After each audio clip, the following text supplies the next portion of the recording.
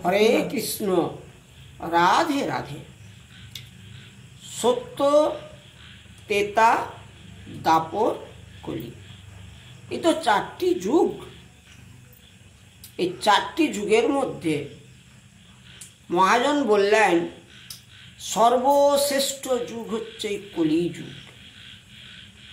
কেন না, কলি যুগে মহামন্ত্র নাম জপ করলেই ভগবানের চরণ পাওয়া যাবে। কলিযুগে কোনো যাগযজ্ঞ করতে হবে না, নাম করলেই ভগবানের কৃপা পেয়ে যাব আমরা। কিন্তু কলিযুগে কেন ধন্য বললেন না, কলিযুগে আমরা তো যাগযজ্ঞ করতে পারি না, এই জন্য আমাদের জন্য স্বয়ং গৌরহরি মহামন্ত্র নাম আনলেন। কলিযুগে 3 ভাগ অধর্ম, ধর্ম মাত্র 1 পাদ। 1 পাদ ধর্ম হলে কি হবে বাবা? যেই নাম সেই কৃষ্ণ। নামের এমন মহিমা, কলির জীব নাম করলে কলির মায়া হতে মুক্ত হয়ে যাবে। আর সত্যযুগে কি হতো? সত্যযুগে 4 পাদ ধর্ম হলে কি হবে? কিন্তু বাবা সত্যযুগে ভগবানকে পেতে হলে পাহাড়ে পর্বতে গিয়ে ধ্যান করতে হতো হাজার হাজার বছর। তবে সত্যযুগে বাবা মানুষের আয়ুও ছিল অনেক, 1 লক্ষ বৎসর আয়ু সত্যযুগে। তাই হাজার হাজার বৎসর পাহাড়ে পর্বতে গিয়ে ওই মুনি ঋষিরা ধ্যান করে ভগবানের চরণ পেয়েছেন। কলিযুগে কোনো অধর্ম ছিল না, 4 ভাগই ধর্ম।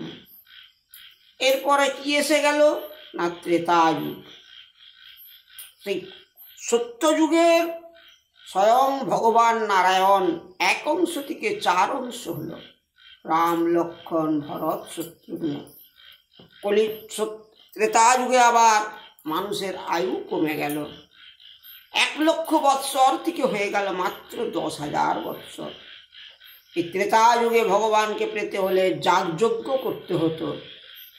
সে যাগযজ্ঞ করলে ভগবানের কৃপা লাভ করা যেত, ভগবান কৃপা করে দর্শন দিতেন। এবং ওই ত্রেতা যুগে ধর্ম 1 পাদ কমে 3 পাদ হয়ে গেল। এরপর আসলো কি, দ্বাপর যুগ। দ্বাপর যুগে স্বয়ং ভগবানকে না, স্বয়ং ভগবান শ্রীকৃষ্ণ। দ্বাপর যুগে মানুষের আয়ু আরও কমে গেল।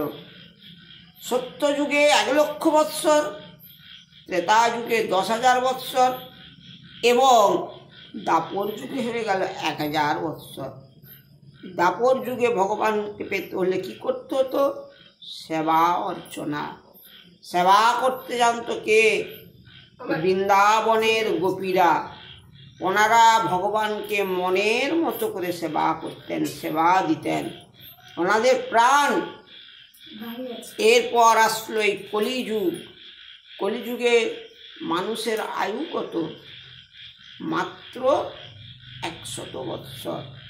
তবে কলিযুগকে ধন্য বললেন কেন না, কলিযুগে নাম করলে সর্বপাপ হতে আমরা মুক্ত হয়ে ভগবানের চরণ পেয়ে যাব।